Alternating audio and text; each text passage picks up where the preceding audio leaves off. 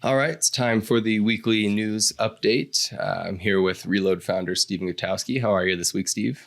I'm doing good, Jake. How are you doing? I'm doing great. We've got some big news this week, a lot of big gun stories, particularly out of California, one of which you wrote about. We got a new pro-Second Amendment ruling from the Ninth Circuit, if you want to tell us a little bit about that.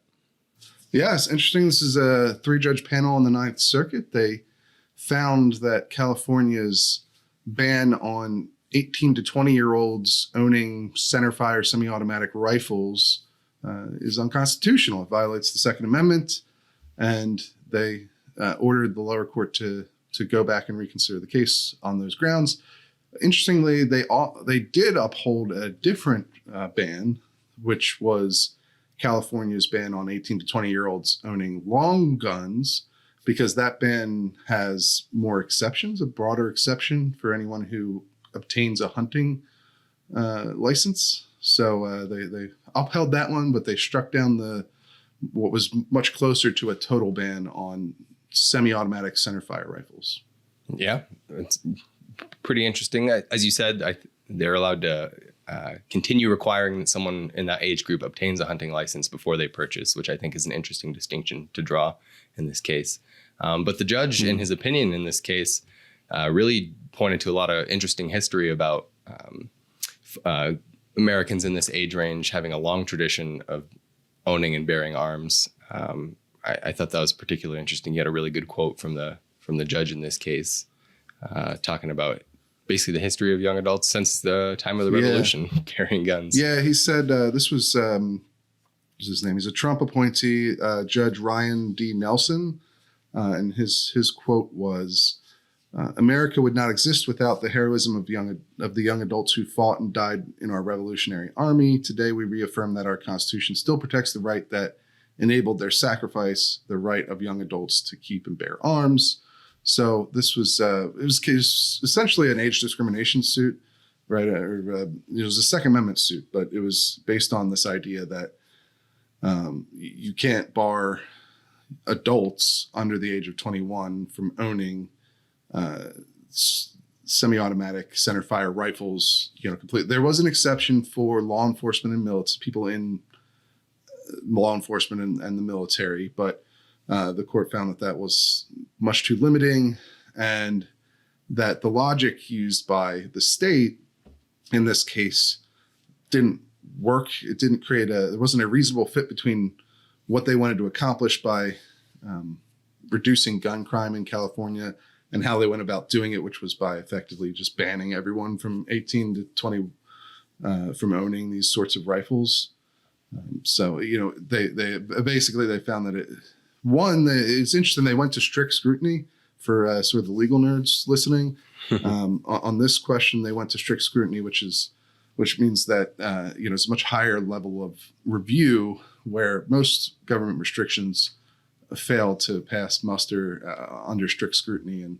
And then they also argued that it wouldn't have passed under intermediate scrutiny either, which is the next step down as far as legal standards go. But sure, they effectively just found that this law was punishing the vast majority of 18 to 20-year-olds based on the idea that some small minority of them would commit crimes with these firearms.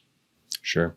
And, because this is a Ninth Circuit ruling, there's kind of this basically a lot of time when you see any kind of Ninth Circuit ruling, there's the threat of it going to the full panel. I know you reached out to the California Attorney General's office. Did you get any indication from them what might be coming next? Yeah. So they told us basically that they're reviewing the decision and that they'll continue to defend California's gun laws. So essentially they didn't say yes or no, we're going to request an en banc, hearing of this case. But I think if you're a betting person, you would bet on them absolutely asking for an en banc review, and on that en banc review coming back in favor of California, as has happened several times in recent memory here. Most notably, November of last year, you had the magazine ban was overturned as unconstitutional. Same with the assault weapons ban. Lower court. and then and then it was upheld by the en banc panel. So, it's going to probably end up that way, but you never know until they actually do it. Sure. Especially because, as you pointed out, they applied a strict scrutiny analysis to this law, which I have a hard time seeing the Ninth Circuit allowing that to be, precedent for reviewing these types of cases. Because as you said, under a strict scrutiny regime, the government basically loses. And I don't think California or the Ninth Circuit is going to allow that to stand, where they have a gun control analysis where the government loses. Probably not, but certainly it is helpful to the plaintiffs in this case, which, by the way, there were a number of gun rights groups involved: Firearms Policy Coalition, the Cal Guns Foundation, Second Amendment Foundation were all plaintiffs in this case, and it helps them if they ever do make it up to the Supreme Court. We're obviously looking well ahead here, but if it goes through en banc and the panel finds the state law is constitutional, then the fact that it got struck down earlier could help in a appeal up to the high court. But that's a ways off from this point.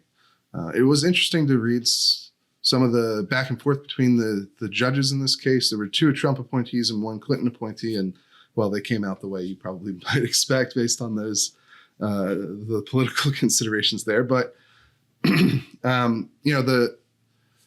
effectively the dissenter in this case, the Clinton appointee, whose name is what is his name? Judge Stein. Yes, Stein. Thank you.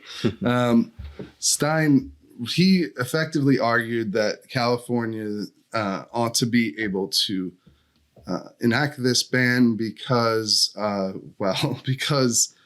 young people in that age bracket are statistically more inclined to commit violent crimes, and therefore, this sort of prohibition is appropriate as a way to lower the gun crime rate in California.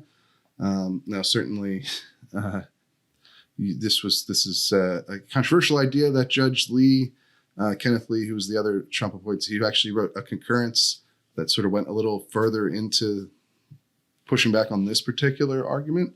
But he argued that, you could use that justification to infringe upon the right of any particular group based on a small percentage of, bad actors inside of that targeted group. And so he said, here's a quote from Judge Lee: "If California can deny the Second Amendment right to young adults based on their group's disproportionate involvement in violent crimes, then the government can deny that right as well as other rights to other groups. For example, California arguably has a more compelling case if it enacts a similar gun control law that targets males of all ages instead of young adults. Statistics and science show that men almost exclusively commit violent crimes." So, he was sort of pushing back on the basic argument at the heart of how California tried to justify this ban, right, which is that, this demographic commits violent crimes more frequently, so we can restrict their, gun rights in certain ways.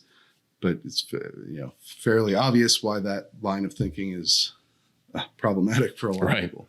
No. And this is where the strict scrutiny analysis comes in, because obviously it's not very narrowly tailored to advancing the government's interest, which obviously is always keeping people safe, right? That's valid. Sure. But just to blanketly say, well, some of these people commit a lot of crimes, so all of them are now prohibited from purchasing guns, is not very narrowly tailored, and it's not going to pass muster under an analysis like that. Stein had another argument that I thought was interesting, which dealt more with the history aspect of this case, the historical restrictions on gun ownership. He pointed to this idea that during the founding era, people between the ages of 18 and 20, or anyone under 21, was considered either an infant or a minor, and therefore could have their gun rights restricted. And he said, quote, "Moreover, the historical record is replete with laws restricting the possession by and sale of firearms to minors, So he's sort of effectively saying that people under 21, at least historically, were not actually considered adults as insofar as it pertains to gun ownership, at least. That was his argument. Right. Now, the other judges were not persuaded by this. Sure. Nelson, he said, the judge who wrote the majority opinion said that, the argument that the Second Amendment applies only to adults is, quote, strays from the most obvious historical interpretation and would need to be, quote, supported by powerful evidence to be convincing. But he said it is not. So, and he pointed to the Second Amendment. Here's his final quote from him before we wrap this case up. The Second Amendment refers to the militia, and young adults had to be in the militia and bring their own firearms.